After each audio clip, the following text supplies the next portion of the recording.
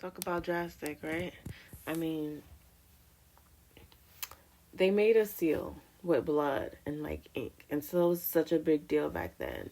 And it was a public dedication of how they promised that they were going to live right with God and they were going to get right back on track. And so, of course, Nehemiah was angry. And so it showed in how he delivered things. God used Nehemiah in his way and he used Ezra in his way. So they both had their own way of doing things. And both of them was both effective. So how do you maintain a soul restored for God? It's a work of Holy Spirit. Because, see, Holy Spirit helps us to stay in the Word. To get into the Word, one. Then to stay into the Word. To keep our minds and our hearts guarded.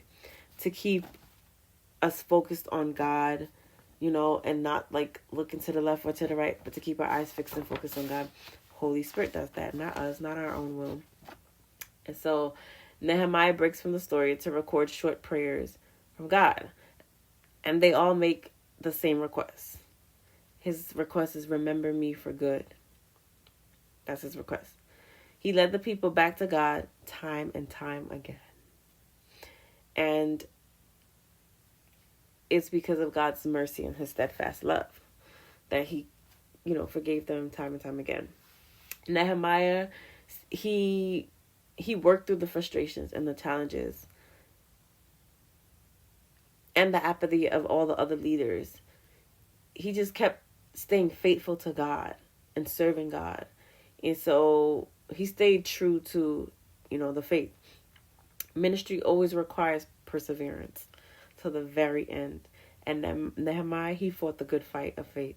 He finished the race. That was a testimony of his life. He stayed true.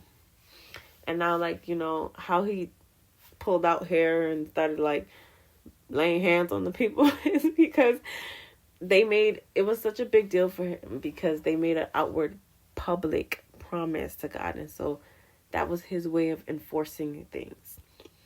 Obviously, we don't do that today, right? Hopefully, I pray that we don't. But that was his way at the time of enforcing things. And then Ezra had his way. And they were effective because he led the people time and time again back to God.